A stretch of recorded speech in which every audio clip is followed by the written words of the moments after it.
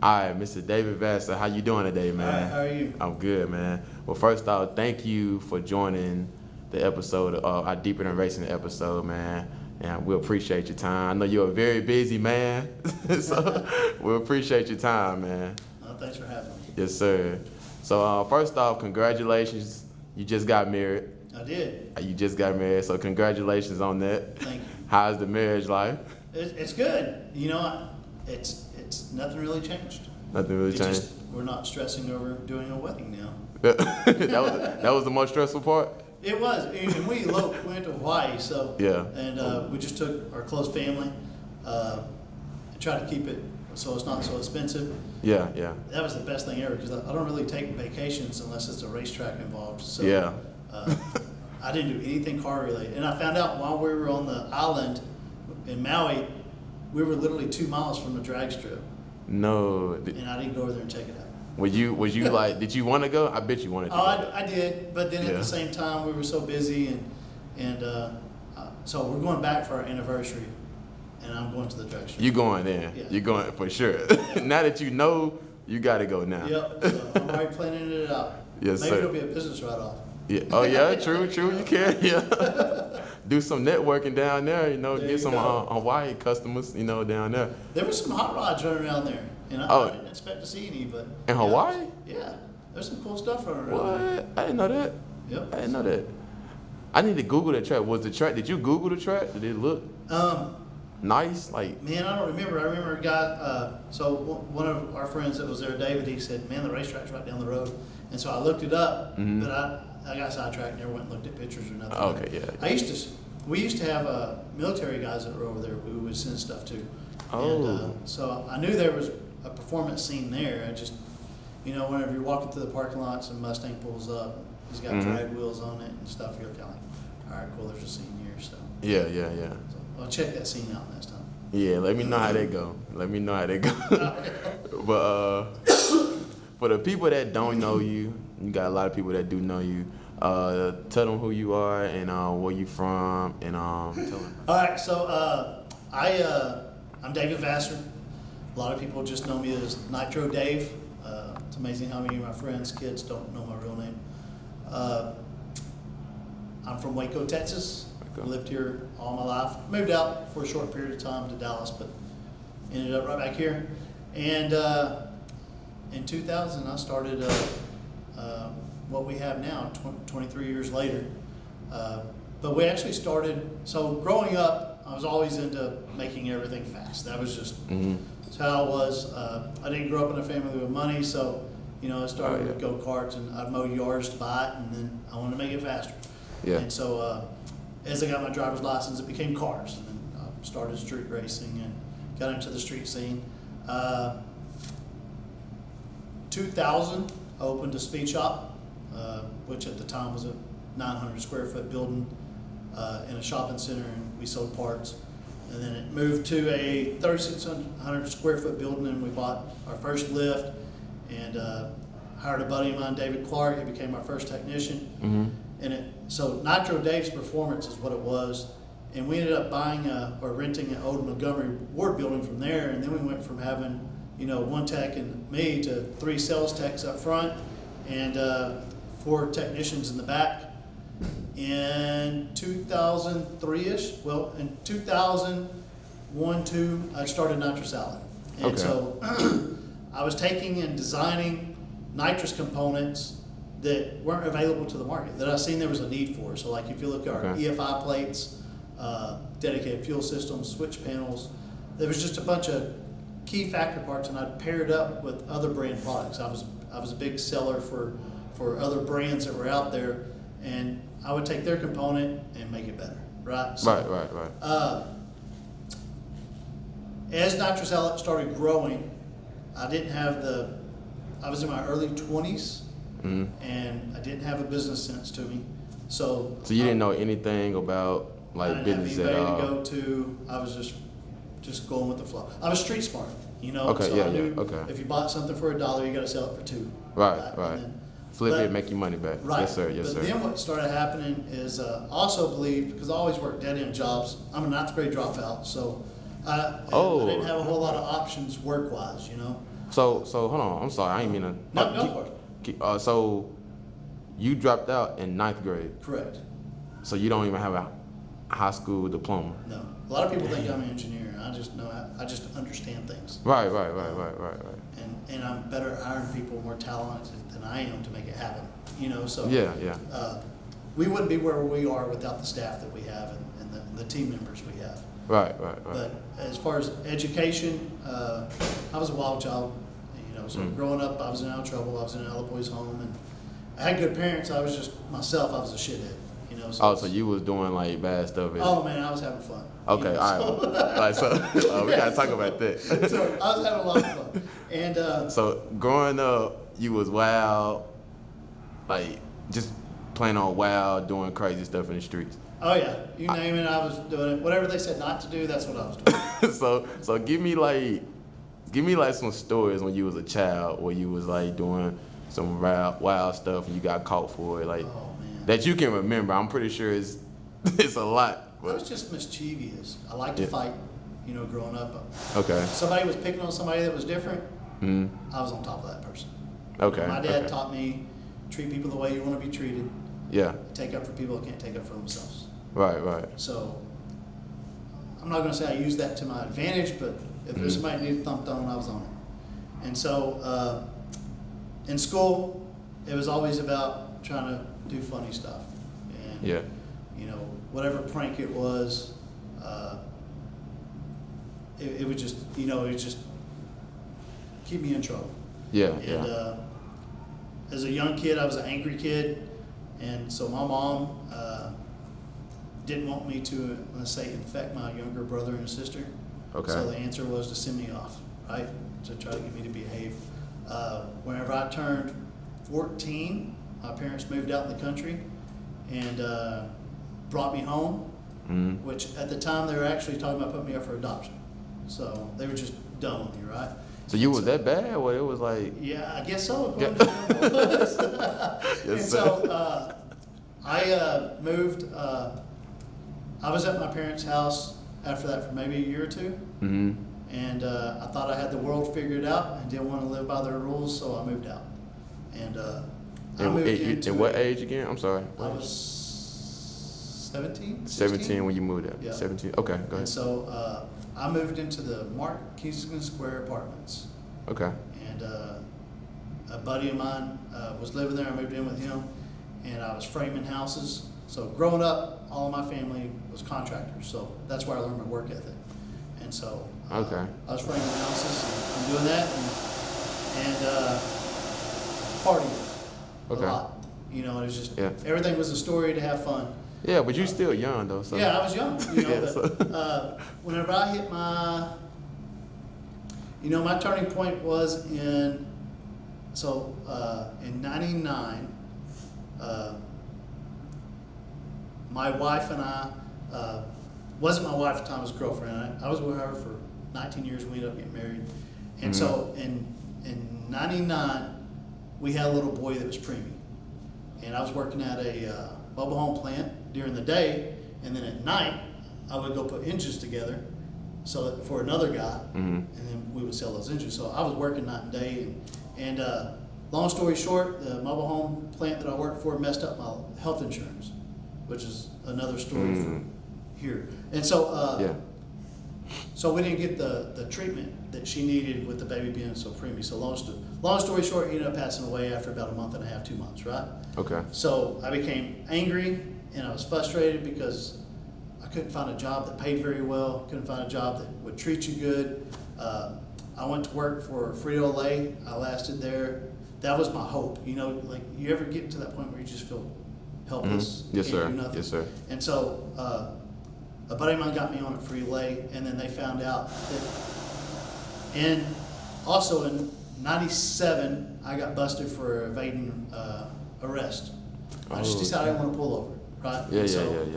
Long story short, came home a few days later, and the whole street was police cars, so I got in trouble for evading arrest. But I did that adjudicated probation where after so long it's supposed to drop off. Okay, yeah. Well, for some reason, it still came up on my record. Even though you was, how old were you at the time? I mean, right then had to be in, don't know. It was all around that 99 area. That was that was my year of feeling helpless. You know what I mean? And Yes, so, sir. I went to work there, and they let me go, and I was frustrated because that was the best paying job I could find. Mm-hmm. And they let me go because on the application I said I'd never been arrested before, because it was supposed to be what is it called, adjudicated, where it goes away. You know, it's kind of like a slap on the hand. Well, it was still there. So then I went to work for Home Depot. Okay. And I worked there. The Waco place, I actually started, put up all the racking and stuff in there. And my warehouse manager that is here was my boss there. And so I worked there 2 or 3 years, and I realized they get you. So I'm thinking, all right, I got a future here, and I can move up in the management program. Mm-hmm. Well, in all honesty, it was just a bunch of bullshit. The whole thing was. Mm-hmm. And so after about 2 or 3 years, I realized that it was dead end, and I started hustling as Nitro Dave's Performance. So I traded my crotch rocket, road sport bikes, traded it for an enclosed trailer. Okay. And I had to borrow a truck because I didn't have a truck that would stay running to pull it to the racetrack on the weekends. And I filled nitrous bottles and sold race gas. Okay. And so then I started hustling parts. You know, my buddies were like, hey, can you get this? Can you get this? So I started buying parts and reselling parts. And I started installing cable after hours. Mm-hmm. Right? So I went, the day that I quit Home Depot, I lost my cool, quit, and then I got home like, oh my God, what am I going to do? Yeah. And so I just decided, well, I'm just going to hustle my thing full time. I'm tired of working for all these guys. So I started building that, and then I started installing cable as a contractor, which paid really well. And then on the weekends, I did the Nitro Daves. And so I did that for a long time, and then as it started to build and open the shop, a lot of people don't know this, but I cooked donuts. So in the mornings, whenever I quit the cable, I would get up at 3 in the morning and go cook donuts and make donuts at Shipley's Donuts. Okay. And so so some people would crack up, call me Donut Dave, right? So Okay. I would do donuts, and then I would quit that at around 8, and I would go open the shop from 9 to 6. So you had an hour break, so 3 to 8, Uh-huh. and then an hour break, then 9, you'll open up the Yeah, shop. luckily it was all on the same main strip, so Okay. I just go down there and open my shop. Now here's where it gets hairy. I'd get off work there, and I'd go to Jason's Deli, and I'd clean kitchen and deliver food. So you was hustling. I mean, that was that was make it. Yeah. ends meet, you know what I mean? Yeah. So, Yes, sir. Yes, sir. So I did that, and then the shop kept growing, Mm-hmm. but I had no real hardcore business sense. So back to what we were talking about of feeling helpless and feeling like I was unappreciated, I wanted to make sure that as people came to work for me, they weren't treated that way, and they didn't feel that way. Yeah. So I took in shoot, what were we talking about? It's about you was working 3 to 8, Yeah. then 9. So I wanted to treat my techs, really well. So being a bad businessman, I was giving them 60% of the ticket, and I would keep 40 to pay the overhead and pay myself. So it wasn't making any money. So you was making, but you was making sure your people were straight before Right. anything. But come Okay. Wednesday, then it made a good check. They would go in coast mode, Yeah. and I'm struggling to pay bills, right? So then, as I started Yeah. NitrousOutlet, I couldn't afford to do both. So I sold the speed shop to my best friend, David Clark. Mm-hmm. And he took over the speed shop. At the time, it was like a 3-month backlog to get your car in there. I did everything by calendar, just like we do intakes and everything here. Yeah. Everything's by calendar. So, so whenever I sold him the speed shop portion of it, I bought a house. I was going through a divorce at the time, and I bought a house. No, I hadn't got married yet. We were split up, and I bought a house out on Old Lorena Road, and I gutted the inside, and I lived in it, and then I had a big trailer, and I shipped parts out of that house. Like, we built all the parts in the garage. We'd take a phone call, we'd take the order, we'd run out there and build it, box it up, ship it out. And that was the real beginning of no more Nitro Dave's Performance. Now it's NitrousOutlet. And so in that time period, our company had moved 11 times between, building the speed shop and then downsizing to NitrousOutlet and then building NitrousOutlet. So NitrousOutlet over the last, 20 years, has grown to what it is now. And then last year, 7 years ago, I registered a company called Flow Supply. Okay, yeah. And the goal was, because we already built so many hoses and fittings and stuff for our nitrous product, the goal was to build another product line that put us in a different area of the market than just nitrous. And so it took 7 years to get that to where we finally released it last year at PRI in December. So what is Flow? What is Flow? What is that? What is Flow Supply?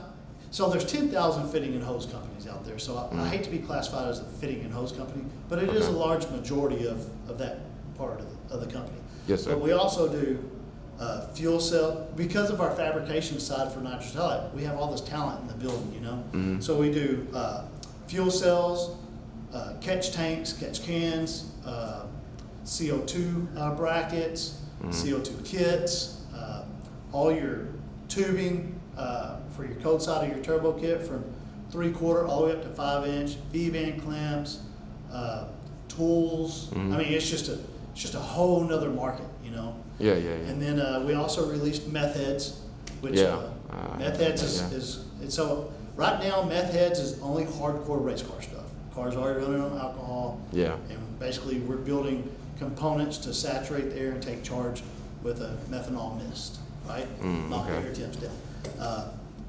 The goal is the street car market. But what's cool is because we've been doing this for a little over 2 or 3 years now with meth heads. Behind the scenes, we're just kind of quiet about it. Been building knowledge. Okay. And building a product line. We're coming for it. And we're going to, so here's what's awesome about meth heads. There's other methanol injection companies, right? Right. Yes, sir. And there's some good ones. But there's nobody really pushing anybody to better themselves. Whenever I stepped into the nitrous market and created NitrousOutlet, all those companies that kept putting the same red lipstick on and just doing the same thing over and over, same part. I always say it's a same whore, different shade of lipstick, right? And so they weren't better in the market. Yeah. And that's what competition does. Competition is great because you have to push yourself. So if you just become stagnant and you just keep selling the same old product because nobody's making you step it up, the market don't advance. The racers don't gain nothing on that. And I feel like you gotta stay up to date with a lot of the stuff too. Absolutely, that's a full-time thing. Yeah, so just stay up to date with the market, the technology, and all of that. So exactly. So what separates you from other companies? One thing is going to be whenever you walk in this building, I don't call the guys here my employees; they're my coworkers. Okay. I'm throwing it down with them all day long. Okay. I'm not out playing golf. I'm here to build this company.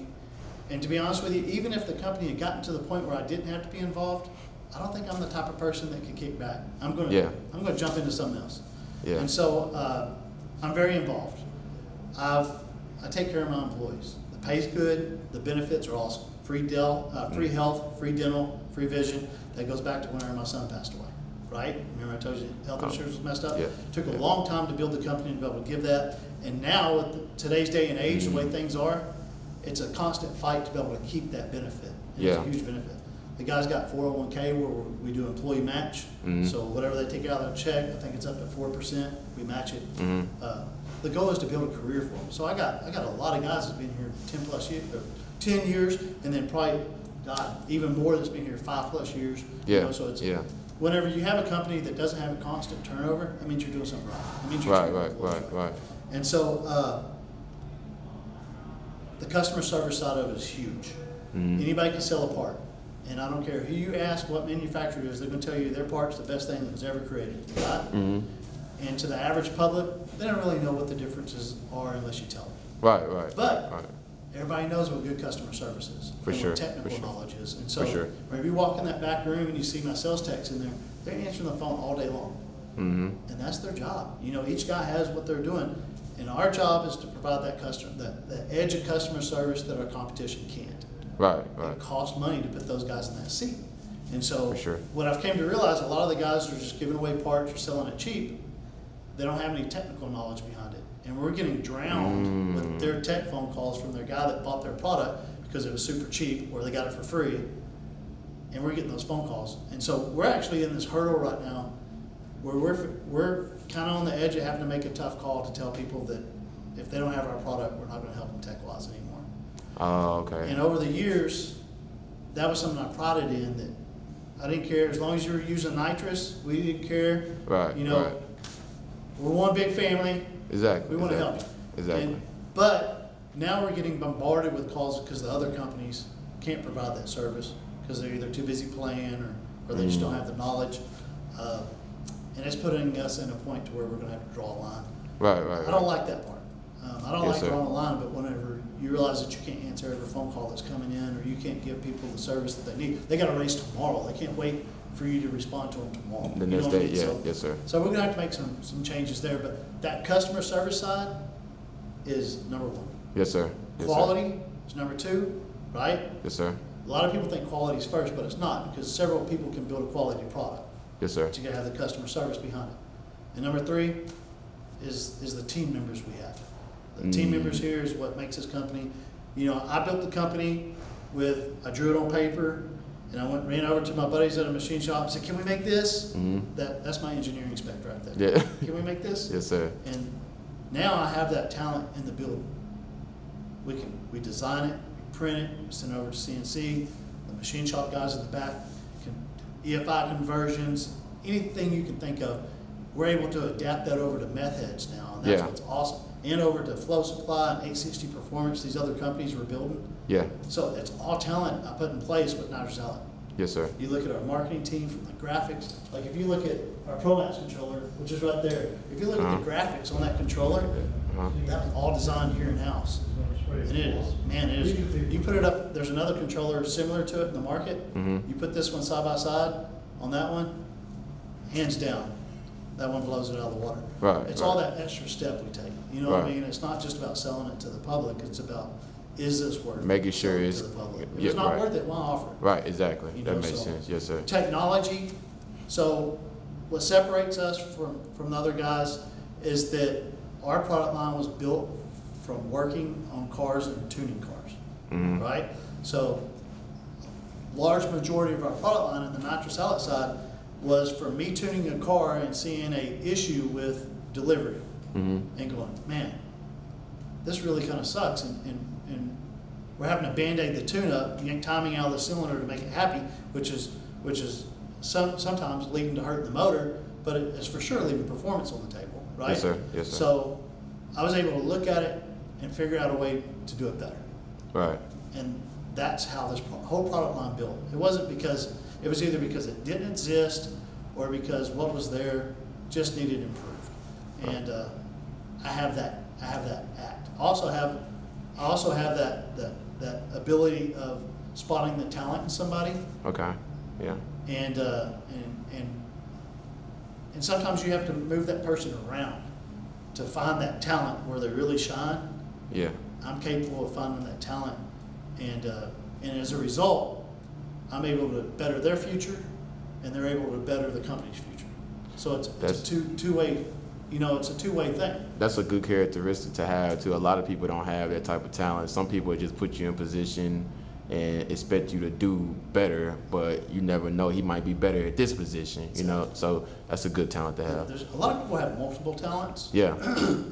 but there's that one talent that really just going to drive it home in. Right, exactly. So you may exactly. have him over here and he's not shining, and then you have to ask yourself, well, is it because I have him in the wrong spot, or is it because the environment that I created is not right? That makes And then sense. a lot of times, if you ask yourself those questions, you're able to say, oh, man, the way that I got this set up, that I set up 5 years ago, really isn't working for today. You're able to change it, or you're able to move him to another area where he shines, and now he's a strong team member. And so that's an area that makes our company different. Right. Because instead of ripping them down where they're not shining, we're trying to figure out how to build them up. And as a result, you end up with a really awesome team. Okay. And I had a two-part question. It's all good. So a question that I have for you was, what made you take that leap of faith to just start your own business? Like, what made you just say, you know what, I'm gonna quit everything, I'm just gonna start my business, just start it. and let this be my primary source of income? I'm going to say no other option. No other option. Okay. You know, it was just, it was a sense of being hopeless and helpless. Yeah. You know, just feel like you don't have nothing going for you and you don't have anything to give. Mm-hmm. And so I want to control my future, and no doors were opening for me. Mm-hmm. So my personality is to figure out a way and go for it. Mm-hmm. And I just went for it. I never looked back. So you dropped out in 9th grade, right? Correct. So it's a lot of people, like, what can you tell the next businessman or the next person how can you inspire the next person that wants to start a business, Mm-hmm. but doesn't have any guidance? What are some of your business, I guess you can say, what's the word? Advice? Advice. Yep. Yeah. So I actually give a lot of people advice. Mm-hmm. And everything I've learned is from doing it wrong. So Mm-hmm. I've always learned the hard way, and that's how I learn. You know? Yeah. It's like grabbing a hot pan. You know, next time, even though your mom told you not to grab that pan, you did it. Yeah. You know, next time you ain't grabbing that pan. Right. So over the years, I've told people, young guys that are coming up and just getting into it, that don't Mm-hmm. have kids and all the overhead, that's the time to really jump out there and try. You know what I mean? Okay. Yeah. The guys that are older, wanting to do something, I tell them, if you got a secure job, work after hours. And as that business grows to the point to where you have to make a choice between the two, that's the time to jump. Okay. You still got to be afloat, especially if you got a family to feed. Yeah. You know, and so I tell the guys that are coming in, Mm-hmm. you got to make some educated decisions, but sometimes it's more of a feeling than Right, it is right, educated because you don't know any better. Right. Yes, sir. My biggest things that held us back was being somebody that didn't have anybody to help them or do anything. I tend to want to help everybody else, and Yeah. some people you can't help, and so you got to know when to quit trying to help those people and let them Yeah. go. And so it took me a long time to learn that. So you believe in, like, if you can't help yourself, why have me put in the effort to help you when you can't help yourself? Right. Basically. Okay. You know, Okay. It's this thing that you got givers and you got takers. Yeah. Right? And then you got the people in between. And as they're getting and they're growing, they're trying to bring everybody up with them. Right? Yeah. That's how I am. Yes, sir. But then you got people that take and take, and as long as you allow them to keep taking, they're not trying to better themselves. They're just taking. Right. And then Right. they're going to go over somewhere else. Maybe you shut that door and they're going to take them over there. Right. I've had those people along the way, Mm-hmm. and it took me forever to be able to realize the difference there. So I'm trying to fix them and give them an opportunity, Mm-hmm. and they're just taking advantage and holding me back and holding the company back. And so Right. what tends to happen by doing that is you're not just hurting yourself, you're hurting your other employees because they can't advance. Mm. The company can't pay them better because the company ain't doing good. You know, like it's all. So there's a difference between being a soft heart, a kind heart, and a smart heart. Right? Okay. And so Okay. that's one piece of advice, because as you start becoming more successful, you want to be able to help people. Right. And some people are going to take advantage of that, and you got to be able to Right. separate the two. The other thing is learning the financial side. I'm not Okay. a numbers guy. I have no interest in the numbers side.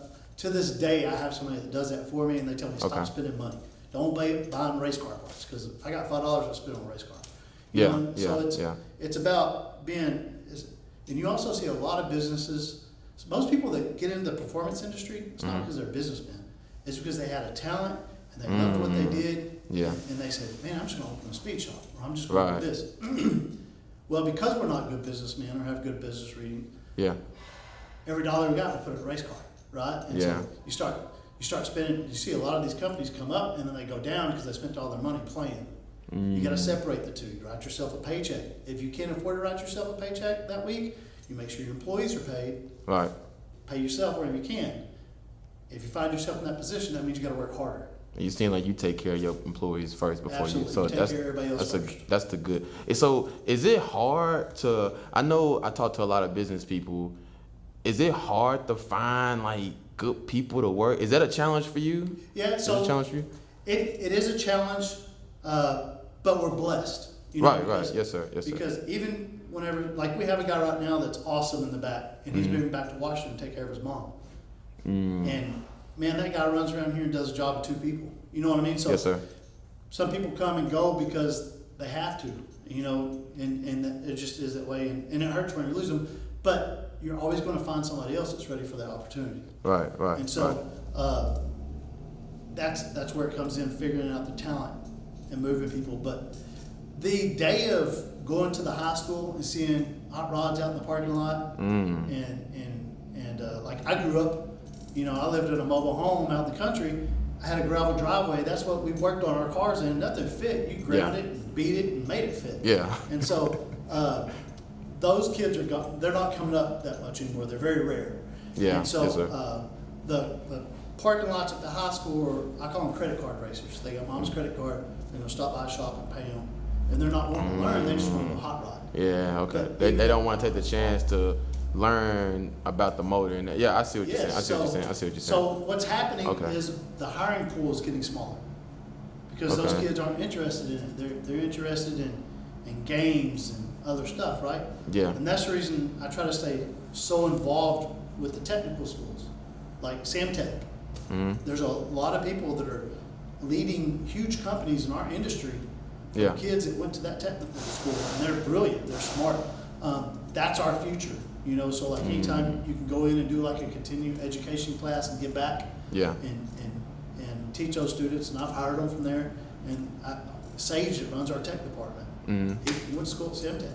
You know, his intentions were to go work on something, Yeah. but instead now he's telling other people how to do it. You know, so that pool is shrinking though. That's good that you're targeting a youth though. That's The youth actually is good. our future. Right. You know, Exactly. and Yes, so, sir. Yes, sir. It really is. And while we have people that are interested, Waco is between Austin and Dallas. If I lived in Austin or if I lived in Dallas, the hiring pool would be a lot bigger with people that are interested in what we do. Right. So whenever we do get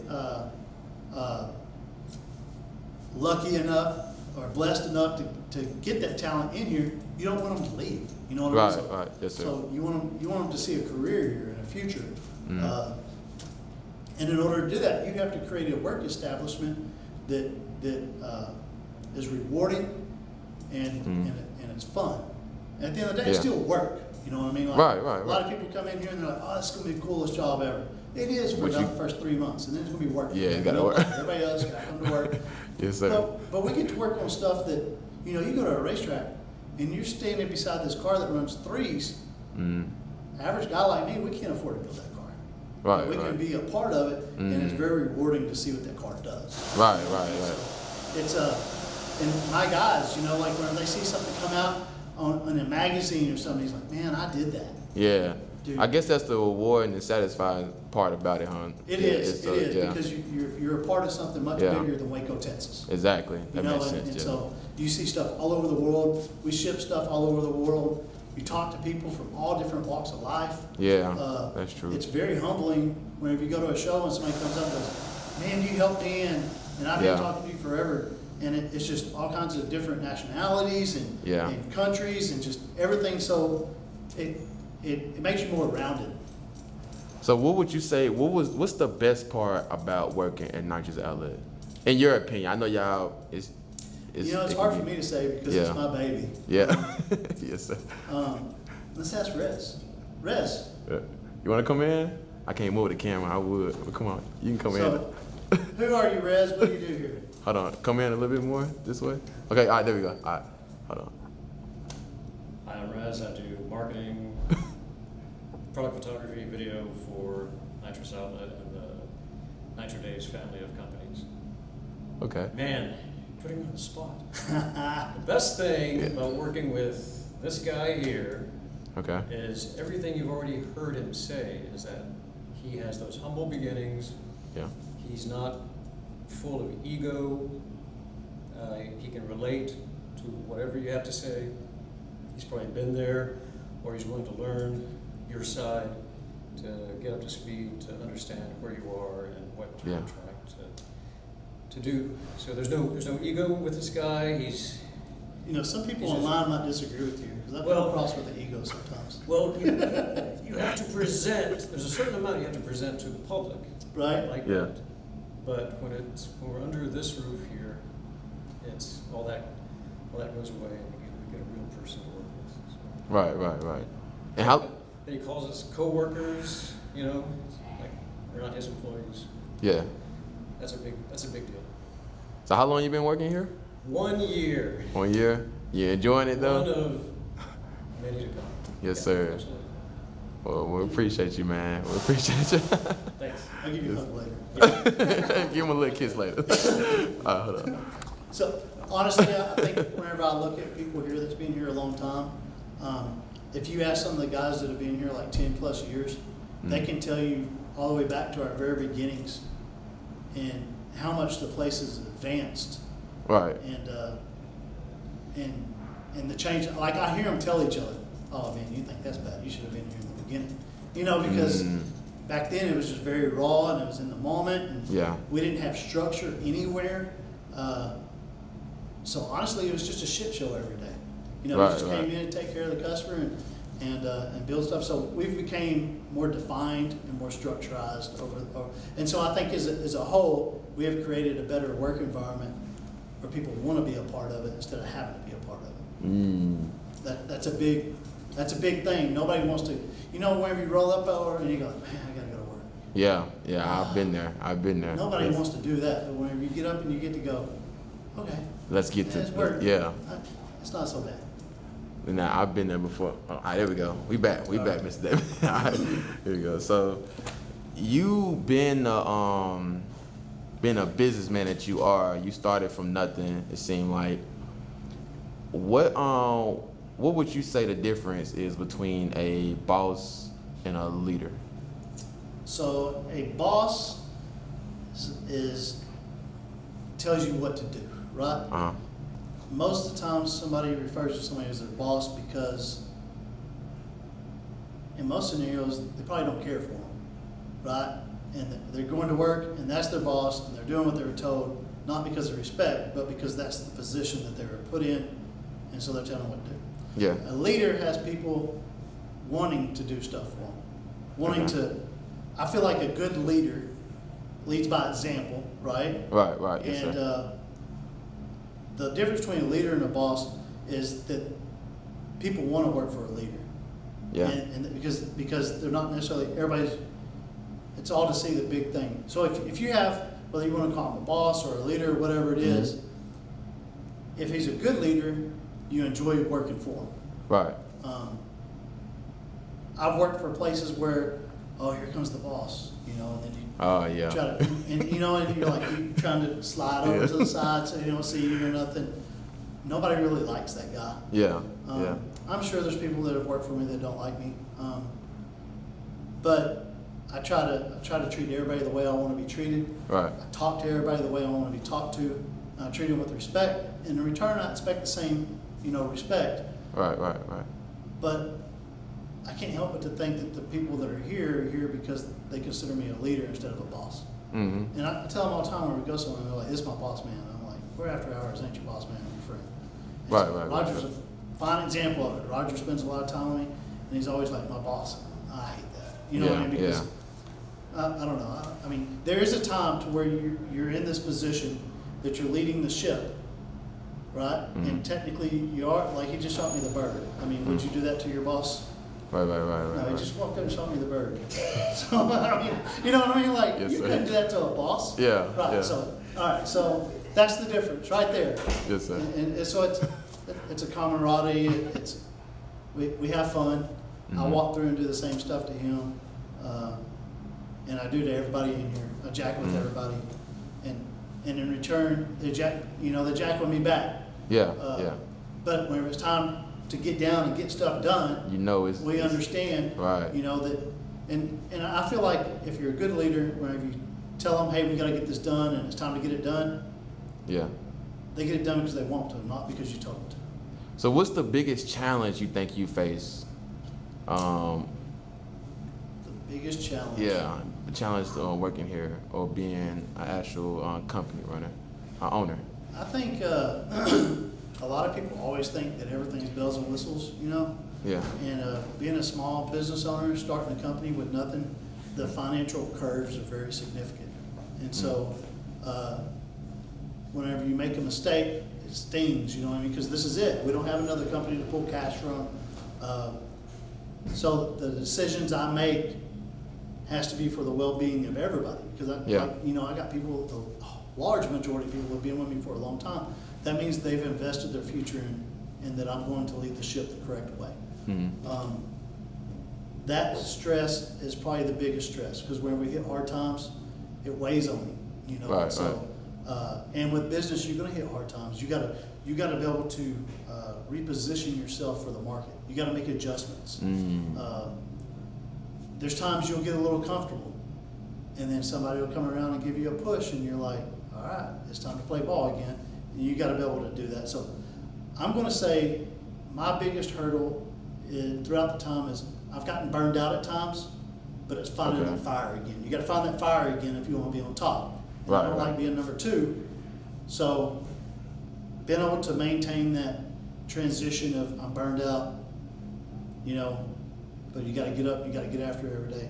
That's my biggest hurdle. And so far I've overcame it, but I think as with age, finding that fire again gets more and more difficult. Okay, right. That makes sense. That was a good answer. So let's backtrack a little bit, man, because I really want to get to know. I know you guys. I'm sorry, man. I ain't trying to hold you up. No, my phone. I know you busy, man. Let's backtrack a little bit. So how was your relationship with your mom and your dad? So really, considering my troubled youth, you would think I had a bad relationship, but I really didn't.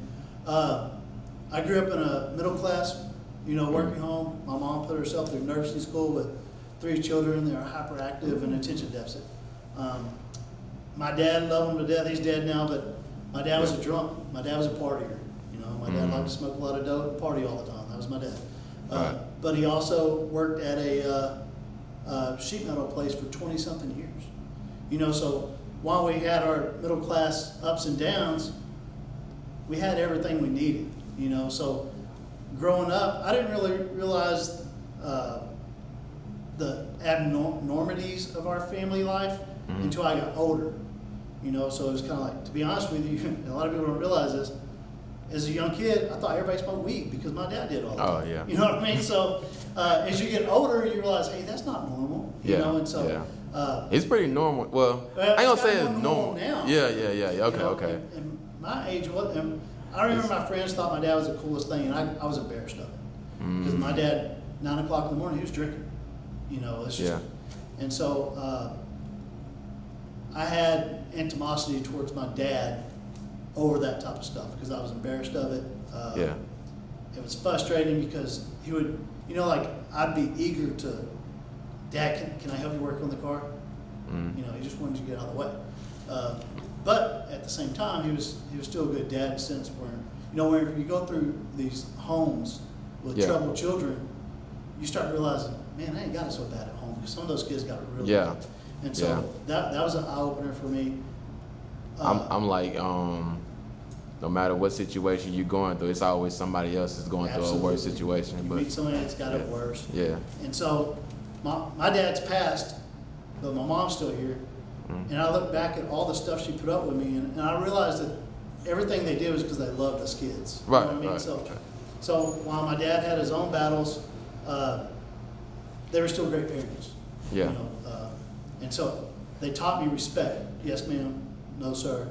Like you said, well, I'm going to open the door for a lady. I'm teaching that to my son right now. Hey, this lady, open the door. Core values is very important. And so whenever you raise a child and teach them those core values, as they become an adult, you've given them the knowledge and the sense to know right from wrong. And it's time for them to make their own choices, their own life choices. And I hear people all the time, oh, poor me, I grew up in this and I grew up in that. Well, you can break that mold. Yeah. You know what I mean? Like, it's not about how you start, it's about how you exactly. finish. So you're not forced with that. Right. But there's people that grow up in a worse household. And I realize that. But the opportunity nowadays is equal for everyone, I feel like.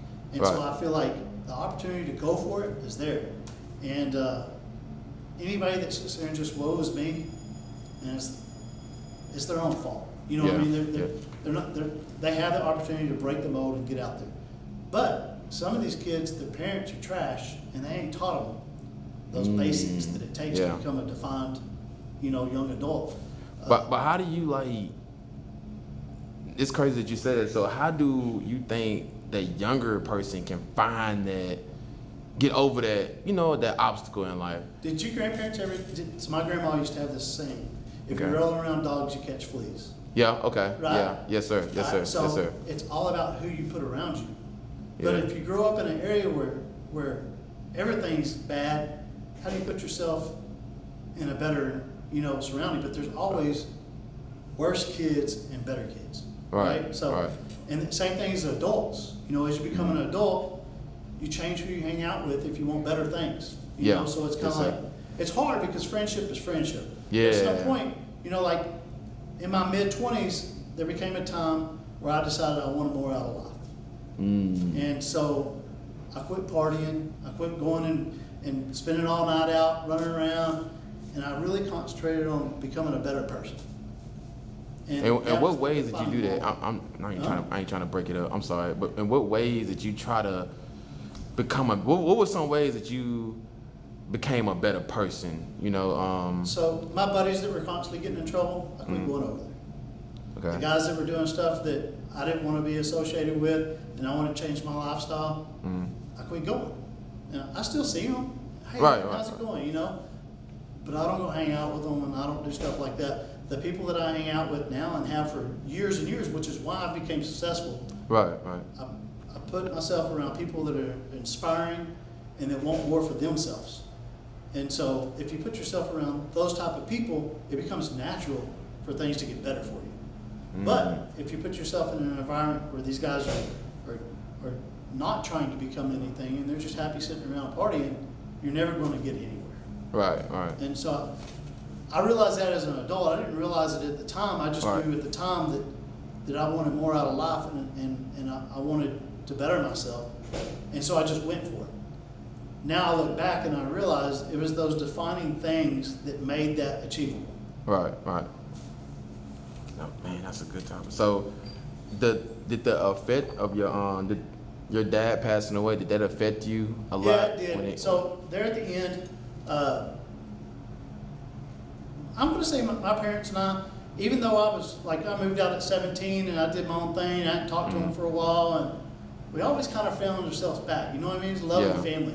Yes, sir. And so even at the end where my dad's life had fell apart, you still love him. You know what I mean? So it's like you go see him and stuff, but you're disappointed.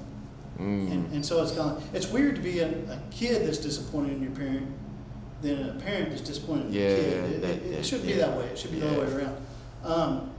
And so up to the time that he passed, my mom had divorced him. They'd been married almost all my life, and his life had fell apart. So he started making bad choices. Okay. And so he died from drinking and driving. So he got Oh, a wreck. really? That's what killed him. And so Dang.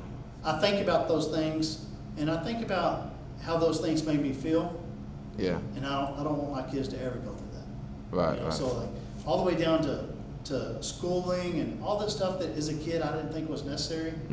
Man, I'm pushing them now because I want them to be better than I am now, and I want them to have more opportunity. And I realized that the kids growing up that I seen have better opportunities, you kind of help but can't. It's kind of natural to be kind of jealous of that. Yeah.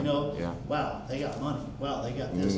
Somebody at the right point started making the right decisions. Yeah. And so You trying to my goal be is that to change that in our generation of our family. Yeah. And now I want to create that stepping stone so that my kids can continue to grow. Yeah.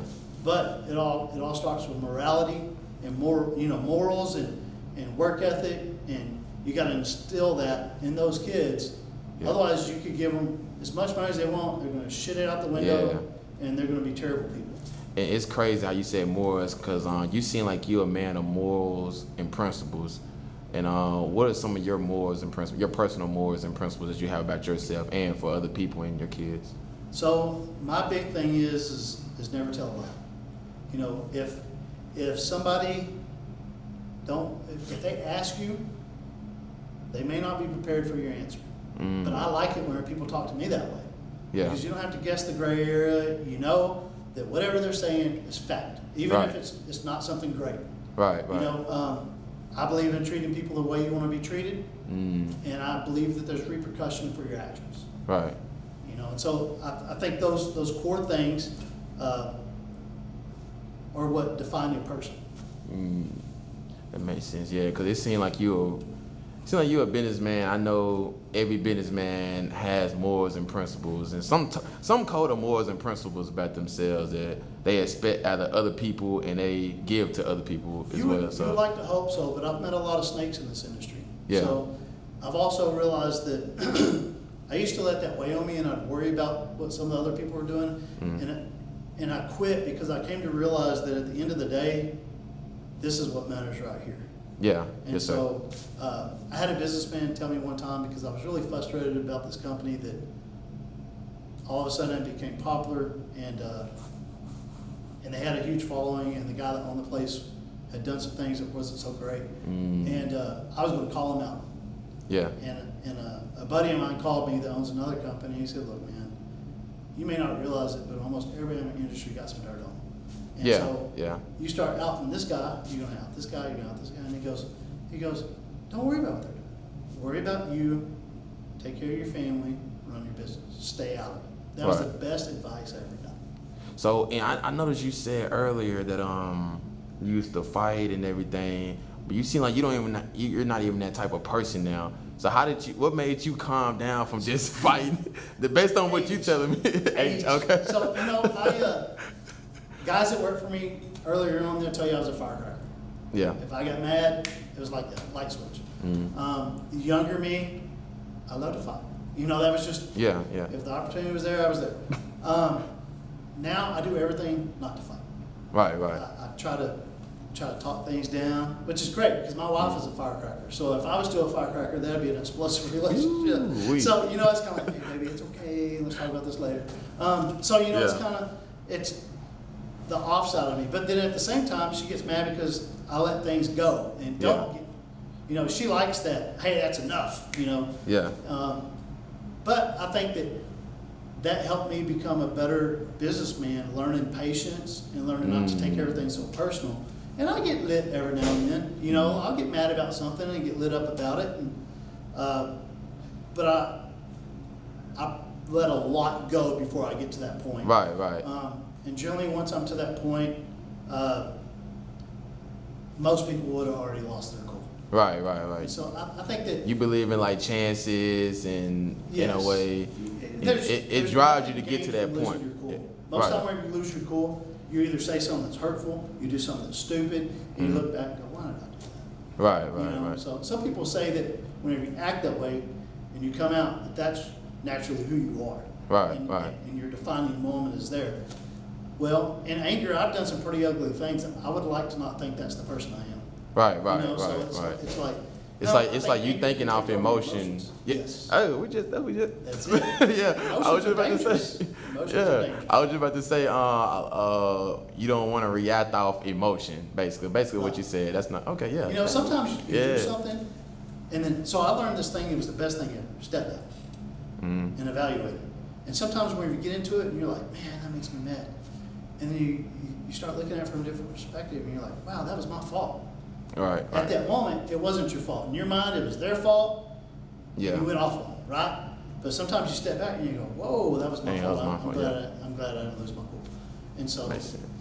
I honestly think that came with experience and age, because the mid-20 me, nah, it was meltdown city.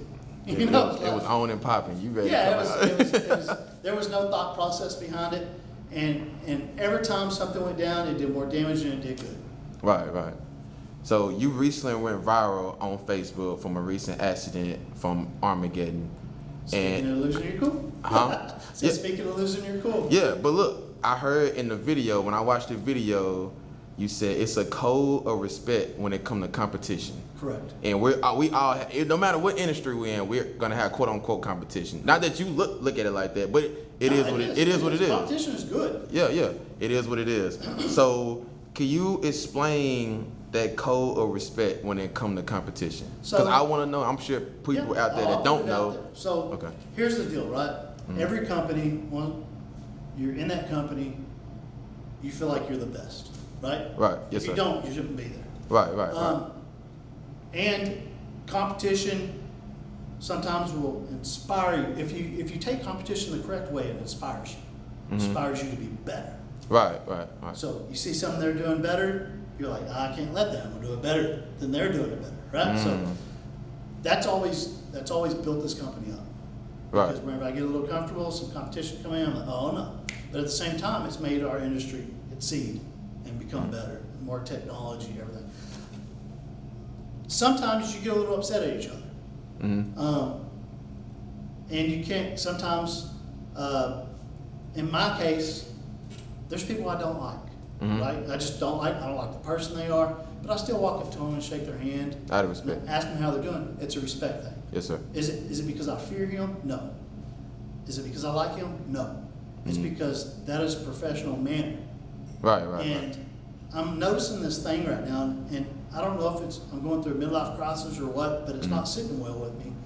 And what it is we would show up to these shows, and at these shows, you're all hanging out together because you can't help it. Let's say you go to PRI and you're all downtown, you're going to bump into each other. Right. What fun is it if you're looking at each other like, I'm going to kick that dude's ass tonight? You know what I mean? Like, that's not fun. Right. It's easier to be like, hey, how's it going, and move on, right? I'm that guy. I'll walk up, shake their hand, do whatever. You know, I tell my guys, and you know, all the time, don't say anything bad about them. Somebody nice. calls, and they ask you, well, what makes you better than so-and-so? Spin the conversation. Tell them where we shine. Don't put them down. Right, Don't right, ever right. do that. Right. Well, this is an area that we feel particularly really that we do a good job at. And Right. so now you've taken control of that conversation that somebody's tried to get you to bash somebody, not intentionally, you know, but I feel like a guy that will sit there and bash another company, he's focused on the wrong thing. Right. Instead, he needs to be talking about why he's doing better. All right, so I tell my guys that, and we go out, we see things, and I tell them let it go. Be nice. Right, that's be nice, you know. Yes, sir. And so that whole be nice thing is a great moral to have. Yes, sir. And so people send me stuff all the time. So we live in a digital age where anything you type, somebody's going to have it. It's going to be screenshot. It's going to be sent over there. It could be your best friend that you never would think would tell Rez. Right. Oh, guess what Lamar said? Yeah. Lamar said, and then, look, don't tell him I said that. You know what I mean? Like sadly, that's the age we live in. Right. A lot of that stuff circles around, and you blow it off. You're taking it personal. You can't help but take it personal, but you're trying to not let it affect you. The accusations, the things. What happened there is what really frustrates me more is as a manufacturer, remember I'm a car guy first, right? Right. I hate showing up to anywhere and people feeling like they can't talk to you because they don't have your product on their car. You know what I mean? I'm like, no, man, if you need my help, I'm here to help you. Look, do I want you to run my product? Absolutely. I'm not going to shame you for running something else. First of all, most of us car guys are building something. If John over here has a plate and it's what I need, I'm going to put it on my car and save a few dollars, right? Right. If somebody's running a cell and it works just as good, I'm probably going to buy that. Right. You know, so it's like, that's me being a car guy. And so I feel like the general public should never be shamed and feel like they have to build walls.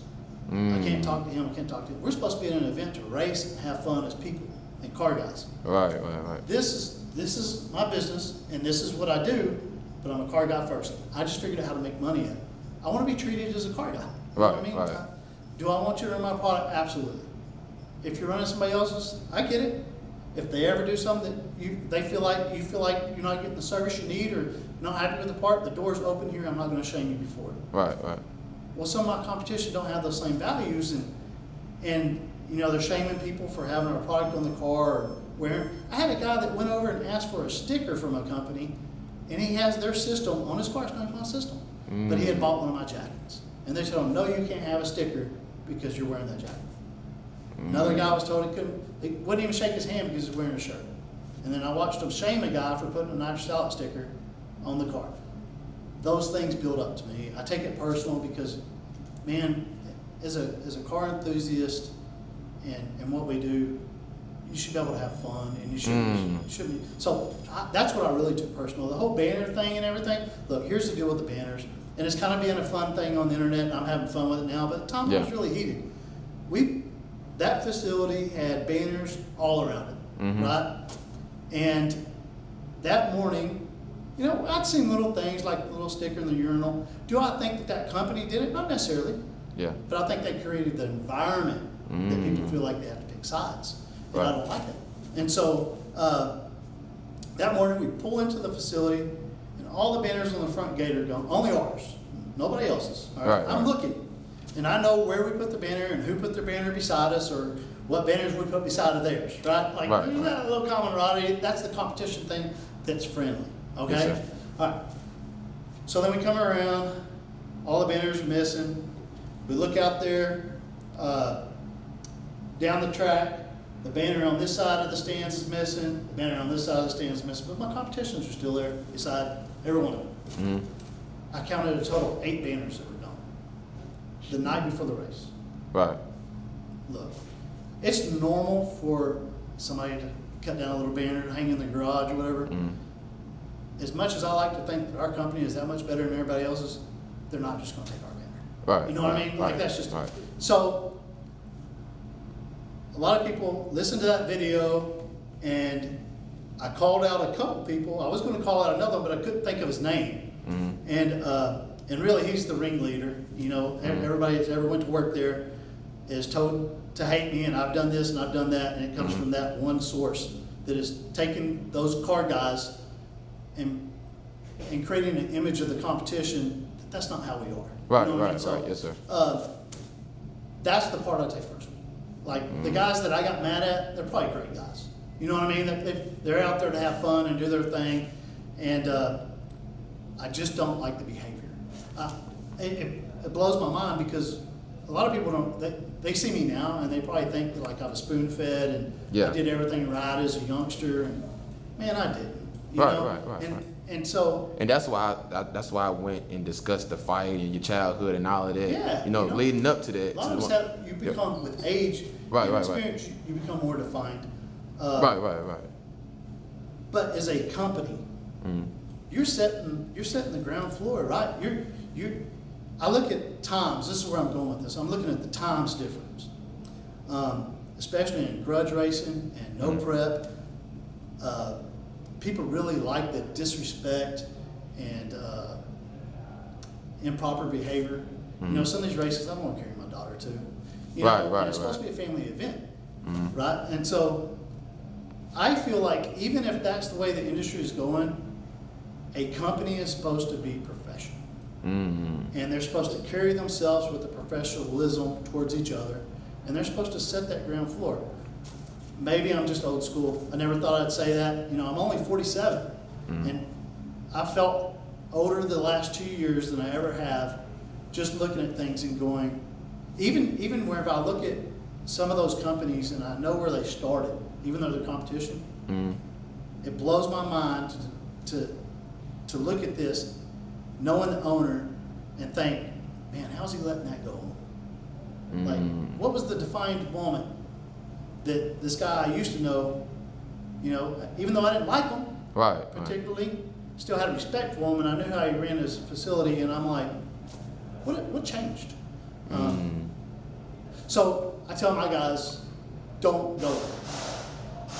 We don't want to be that company. If we have to pick and choose sides of the market, I want the market that treats everybody with respect and is there to have a good time, and I don't want my guys to ever shame somebody else for running their product.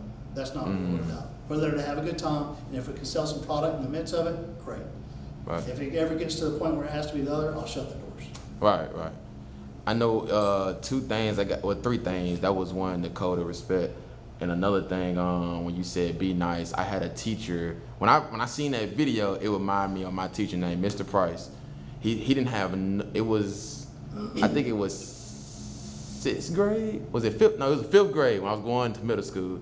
He didn't have no rules. The only rule that he had in his class was to be nice. You can talk to a limited, you know, but when I seen that video, I thought about just looking up my, no, for real. I thought about, cause that was his only rule. His only rule, cause he had two dysfunctional kids basically. Right. And his kids used to get picked on and this and that because they was I don't know the medical terminology for it, but they were kind of like a little slow. I don't know the medical something. I don't know the medical terminology for it, but that was his only rule was to you can talk a little bit, you can fellowship.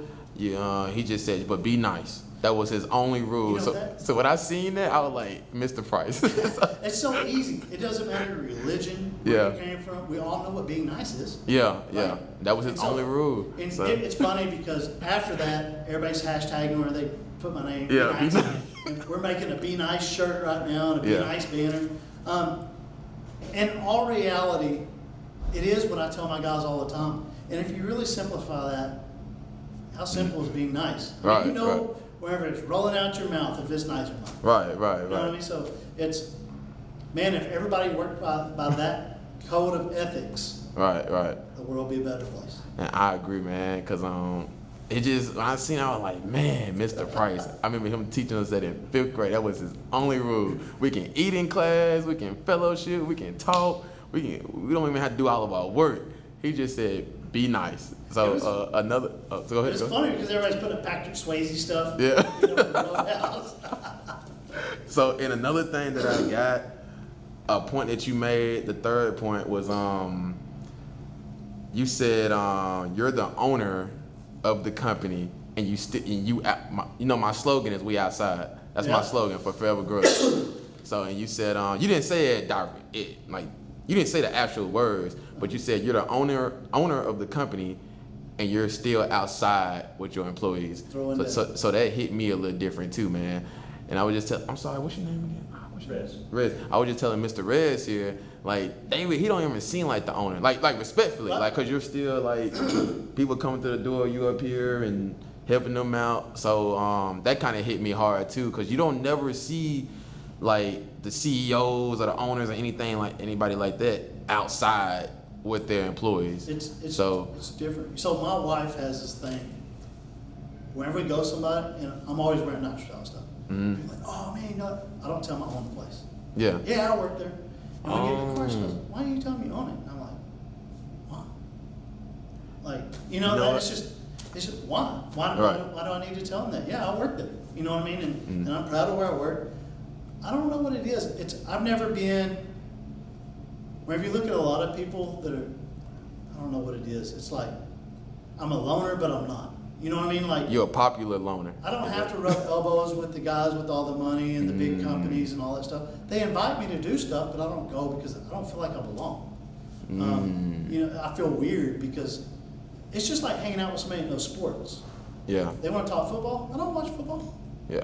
If it don't have a motor on it, I don't know nothing about it. You know what I mean? Hey, So- you know what? Do you know Michael Hollins? You know Michael Hollins, right? Uh-huh. Man, it's crazy that you say that, cause me and Michael, that's like my good friend. He's a good friend of mine, Yeah, basically. I've known for a long time. I'll be like, man, who you got? The Cowboys or the Pay? I said some other team. They're like, man, I don't watch sports. Forget that.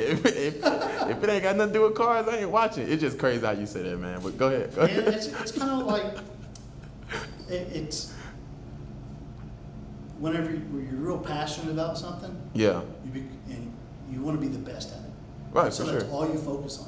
For sure. So to sit down For with sure. somebody to talk sports, you don't have anything in a relation. That Well, makes sense. Whenever it comes to talking about, most business owners are a lot. Honestly, I feel like they're better off than I am. You know, they have other investments, and everything I have is right here. So it's like they got different areas to talk about that I have no experience in. So I really don't fit. I fit right here with my guys. My life revolves. Even my close friends, I don't see them as much because even outside of here, it's still work related. Every day, everywhere we go, it's work related, and that's what I love. But I also have a love for people. Right, You know, right. I love talking to people. I love educating people, and I love spending time with people. And so, I like to be a part of it. And really, it's the whole middle area is where I fit in. And so, they always say get in where you fit in, right? Yeah. Well, that's where I'm at. Yeah. You know, and so How do you manage that though? Cause I'm pretty sure you got to do stuff that's outside this. Like, There's times. you know, like, how do you balance and manage that, man? Cause I'm pretty sure It's ran me a lot of times, and it Yeah. would run me in the ground. There's times where, I mean, just earlier this week, I worked catching up, responding to people until midnight the first 2 nights of the week, right? Yeah. And, Yeah, it took you like 2 weeks to get back with me. Like, and I feel bad about it. No, you but, good. Like, I made a spreadsheet the other day on Monday. Yeah. I made a spreadsheet. There was 37 people that were waiting for me on Facebook that I haven't responded to. That's not including my phone or emails. Or, yeah. And the day comes to an end, and there's only so much you can do. Right, And right, so right. I try to do it all, and I'm wide open blast. My routine is whenever I come in here in the mornings, I'll walk through and I tell everybody hello, good morning, and I'm 100% from that point on. I'm in, and I'm that way till I go to bed at night. And so the problem with that is that I wear those feelings on my shoulders, and my mind is just racing All with over it. the place, yeah. And it does create problems. You know, like earlier this week, Lisa was trying to tell me something, and I cut her off, and I was disrespectful, and I pissed her off. She'll let you know when she's done. Ooh. And so She she'll seems let me so know. nice. She And seems so she nice. is nice, but she's not nice. She was mad at me for a day, and you know, I went to bed. I'm like, hey baby, I'm sorry. You know, Yeah. I realized what I did. Sleep on the couch. No, I'm just playing. Go ahead. Go Hey, there's been times she's like, that's your side of the bed. You should go Yeah. But the amount to balance it, Mm-hmm. if you're not careful, it'll take over your personal life, and it'll make Yeah. everybody feel miserable. Mm. So you have to. Sometimes you got to pump the brakes. Yeah. You know what I mean? And that's a fight for me because I don't know how to pump the brakes. Mm. And so Lisa says what I do is like I'm drowning, and then I'm like, oh, give me some more water. You know, and I just keep taking it and piling it on. And it's just like whenever you stack this much on you, it's affecting everybody around you. Right. It's not just you that's getting stressed out.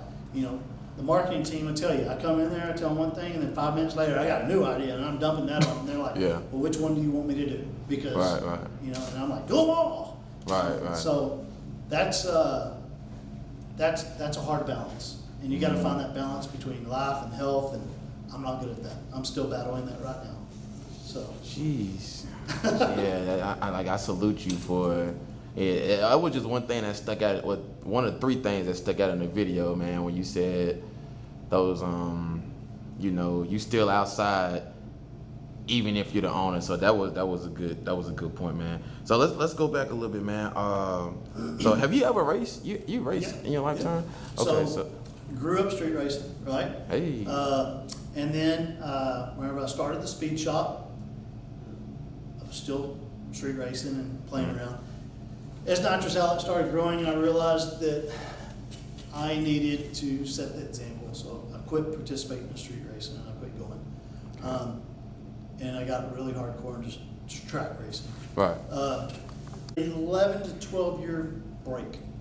Mm-hmm. And the reason why is the company was growing at such a fast speed financially, I couldn't stay caught up with it. And I knew that if I messed with that car, I still have that car. If I messed with that car, I was going to spend money that would take from the company. And so I pushed it inside the shop, and every now and then somebody would need something, I'd trade for something, I'd build it. So I went over 11 years without driving a car. I had people offer me to drive their car, and you know, the problem with it is you get in somebody else's car and you wreck it. Mm-hmm. The type of person I am, I'm going to liquidate everything I have to take care of that car. You gotta fix So it. that I can look them in the eye. Even though they know it's a risk of Right. putting you in their car, Right. I don't want to ever be in that position. So I parked the cars and I quit driving. Well, throughout that time, I built the cars. And I got them finished, which was about 2 or 3 years ago. And I thought, so the young me had no fear, right? Mm-hmm. No fear at all. Now I realize I got 30-something guys and kids and everybody relying on me not to get messed up and not to hinder the company. And so I don't know what it was, but I thought I was going to get back in that seat and just, bam, be a badass. Yeah. But I also realized that if I took it real serious, I wouldn't enjoy it. Mm. So I didn't take it real serious. I would go out and I'd spend some time in the seat. I'd make fun of myself on social media because I always did something stupid. And so, you know, it was like, Yeah. ha, ha, ha, ha, ha. Yeah. You know, look, my steering wheel came off and I hit the parachute and or I red lit and I did this, and Yeah. you know, It's a good thing you got a good sense of humor. When you said that in the truck, you said, I am. You know, it's a fact. But I built those cars, and it took me a long time to build them. Yeah. And people go, "Why don't you put somebody in the seat and drive?" Yeah. Because I'm doing this. This is me having fun. This is Yeah. my release, and For so sure, for I'm sure. having fun with it. Now I am wanting to get competitive now, and so you know what people don't realize is we're part of all these really big fast cars. They're programmed, but we're only this much of their program. We're building their nitrous kit. We're helping them with certain questions. We're not Yeah. doing shocks. We're not doing suspension. You know, we're not doing power management. Other than that, we're doing it very small. So now all of a sudden you got your own car, and I have, you know, people like Billy Stockland, Kenny Hubbard, Hey. Mike Thompson. I mean, I could go on and on, Yeah. and they're all like, "Why won't you let me help you?" yeah. And I'm like, "Because I'm not taking it serious, and I don't want you to get annoyed with me, right?" Yeah, that And makes so, sense. because they're serious. I mean, they want to win, right? I want my customers to win. That's what makes NitrousOutlet look good. So now I'm like, okay, now I want to be a little serious, and so I'm taking my practice tree home because, man, like I'm making sandwiches at Lights, right? It's just, and so we lost in 2 finals in a row because of me on the life. And so it's kind of like your guys busted their ass all day. This is what finally fired me up. Yeah. They're busting their ass all day because they want to win. And then you go up there and you ain't got your mind right at the tree, and you cost you the race. And that look of disappointment. You know what I mean? Like Yeah, yeah. from them, and you're like, man, that ain't good. So now I'm taking it serious. And so the business this year has been a little, I started playing almost every weekend with the truck, and it took my eye off the business, and we're trying to build these other companies. So the last race we went to was hood to hood, and I was battling shifter issues, and I just took the truck out of the trailer last weekend. And it's because right now I'm focused. There's so many projects going on. Yeah. And yeah. PRI's coming up.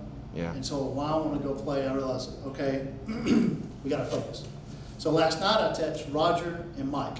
That's my crew guys whenever we go race, right? And I'm like, and other people jump in and help us, but that's my 2 ride and dies, right? Right. I'm like, all right, look, because they've been trying to talk me taking the truck to run all steel, all glass. We ain't got a chance in hell, but it's fun. Yeah. Right? Some, some bad boys now. At Dutch Race. Yeah. And so I Ooh, yeah. texted him and I said, okay, here's the deal. If we take it, I have to be able to walk away from the truck, and other than getting in the seat, that's it. Which they prefer me to stay out of their way anyway. So, anyways, but the problem with that is every time we take a vehicle, and what I realized the last 2 or 3 races, the big races, not taking a vehicle, people had. I was more a part of helping them, and I came to realize that whenever I have my car, racers know that whenever you got your car, you're focused, and they don't want to bother you. Yeah.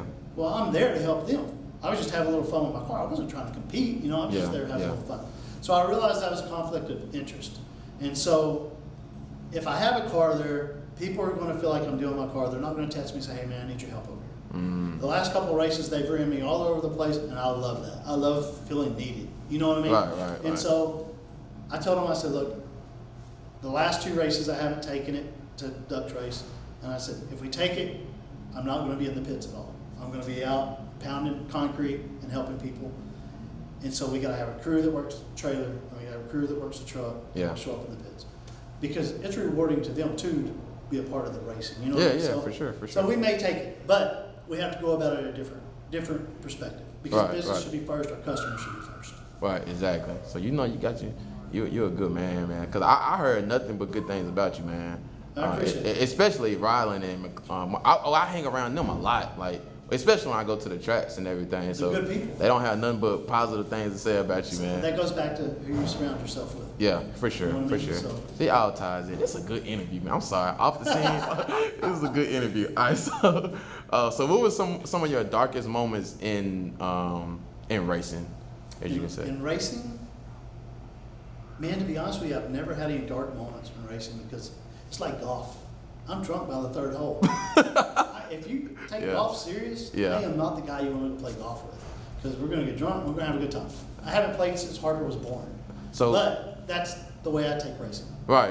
It's just that's my release. This is my serious. Whenever I walk in this Right. door, I'm serious. So what about like family, or in your personal life? We can say in your Personal some of your life? deepest, darkest moments. Women. Women. Okay. So, you know, Yeah. I'm on my second marriage. I've had 3 serious relationships. That's not bad though, believe No, it or it's not. just, you know I would what? say something on camera about my dad, but I'm gonna block it out. But that's not bad. That's not bad. But go ahead. So, a woman can either be your partner of support, or she can rip you down. And it affects your business standpoint, what's going on around you. It affects everything. If you're mentally not supported, the company suffers. It's Feel just, that. you know, again, you're the captain of the ship. And if I you ain't feel got your life together, everything else falls behind it. Yeah, I falls feel apart. that. I feel y'all. And so, I've had times where financially, the place had, I remember one year for PRI, I used my credit card to go to PRI, and I used my credit card to give all the employees Christmas bonuses. And I just went through a divorce. I was broke. I lost my house. I had moved back into my mom's house, and she was charging me $300 a month for rent. I couldn't even live there for free. All right, so I mean, I'm in my 30s. I was like, I'm that a ain't funny. middle-aged But man, you know what it's I'm not like? funny, but it's. I had nothing other than NitrousOutlet. Yeah. And so I remember sitting at my desk crying as a grown man because I tried to go on a date and all my credit cards were maxed out. I couldn't get no gas. And I was too proud to ask my mom for money. Yeah. Because she's Yeah. trying to support herself, you know. Yeah. And so I remember sitting there thinking, and I owed the IRS a ton of money. And because I messed up. Remember I said stay in financials? Yes. I had hired a company to pay my taxes and they hadn't paid it. And I didn't pay attention to it, so I didn't know any better. And so I remember sitting there thinking, oh my God, what am I going to do? Right. I knew the answer, work. So I worked night and day, you know, back to it again. And I brought us right back out. Anytime we've hit a hard time, the answer was always work. Right. Okay. You know what I mean? It's Yeah. just, that's always the answer. But that gets your mind off certain stuff too. It does, it does. So- It mentally keeps you busy so you don't do something Yeah. stupid. Yeah. But at the same time, working creates income. Income is what it Yeah. takes to get out of trouble. You know, everybody says the root of 3 evils: money, women, and drugs. Yeah. Right? Yeah, You know, so it's it's like stay away from them. Well, you can't, it's hard to, right? You gotta have Yeah. money, you gotta have a Yeah. woman. So, Yes, that's yeah. I'm married again. I said I'd never get married again. And I just Mm. got married, and I found a great woman. You know, so Yeah. and I told her earlier on, it takes a special person to put up with me because I'm 100 miles an hour Yeah. all day long. But she seemed it's like she's supportive though. She seemed is. like She's like very when we went to lunch and everything, she seemed like she laid back and you know, she seemed chilled and nice. She'll Yeah. tell you. She'll tell you whenever. You know what's great about her is like the other day I was like, man, this year's really tough. You know, through COVID, sales were just phenomenal. Yeah. And this year was kind of a readjustment. And I'm like, man, things are down and I'm stressed. And she's like, quit playing. Leave your truck in the trailer, quit playing. Oh, That's the word of, you know, get back out there and do what you do. yeah. And that was the word, that was words of wisdom. Yeah. That I already knew the answer, but somebody had to give me a push. Somebody had to tell you that and She yeah. told me. You know? Yeah, she seemed like she got you back. Yeah, she does. And it's kind of one of the, she's very loyal. She's not like me. Like I can shake somebody's hand, I don't like it. Not her. If she don't like you. She's gonna tell you. And I'm like, be nice. I give her the be nice speech more than I do anybody else. Yeah. And she don't listen to it or she just wave it off or sometimes. Man, when you tell her not to do something, she gets mad at you. You know what I mean? Like, Yeah. so she's if she don't like somebody, she can't be nice to them. Yeah. And if she feels like they were disrespectful to you or not loyal to you, she's Yeah. done with them, and there's no coming back from them. She grew up, and loyalty is like it's a double-edged sword. You know what I mean? You're kind of like, man, I've never been with a woman so far, but at the same time, she ain't cheating on me. Yeah. You know what I mean? Yeah, So it's sure. kind of like you got somebody that's really got those morals and those values of loyalty and doing right and wrong. It's not a bad thing. Right. So, I get you. So, all right. So, who are some people that you looked up to? Like, I know you're in your 40s now, but who are some people that you looked up to in the racing game? Or it don't have to be in a racing game. Just Man, there's a people. there's a lot of names that I've looked up to, Mhm. and I've made a lot of friendships over the years. And like knowledge-wise, I named 3 of them a while ago. You know, Billy Stockton, Kenny Hubbard, Mike Thompson. Those guys feed me knowledge all the time. Knowledge I need to be able to better our product line. Yeah, yeah. Billy Stockton is, whenever I met him, he's, you know, he's big, he's successful, kind of intimidating, you know? And Yeah. you come in here and he's like, I got something for you to look at. See all the paper you're printing for all these orders? Add that up. See how much that costs. You know, just words and stuff like that. I've met friend Travis, owns Landscape Supply. Far better businessman than I am. Feeds me Yeah. information all the time. So you meet people like that, and you see how much more successful they are than you, and you kind of feel like, so you kind of, at times you kind of feel lesser, but then you realize, well, you're in a different industry, and this is a tougher industry. But I can't help but to think at the same time, every industry probably has its ups and downs, and so they had to overcome that. But in the beginning, I didn't have those type of friends. Right, So, right. you know, whenever you change your lifestyle and you go into another lifestyle, especially if you change your lifestyle from just partying and having fun all the time to, hey, I want to be a businessman, but you don't have any of those people to go to for information. Yeah. And I'm not one of the, like, man, I've read one book in my entire life. Yeah. You know what I mean? I'm not a reader. I'm going to do it with my hands and figure it out. Finding that words of wisdom along the way is pretty rough. So now, I'm friends with so many business owners in the industry. I could text them, and not just even our industry, other industries, and I'd be like, hey man, how's business right now? Right, right. And they'll be like, man, it's a little slow, or man, we're killing it. And that helps you know if you're in line. And what's funny is a business owner, 9 out of 10 of them are not going to sit there and tell you, man, we're slow, because it's all perspective, right? Yeah, yeah. If you're Yeah. telling everybody you're hip, right? So sometimes it's the truth of the nature, and people got to realize that. You asked me the other day, you asked me earlier, what's a word of advice to somebody that's want to be a businessman? Right, right. And it's to realize that it's not all fun and games.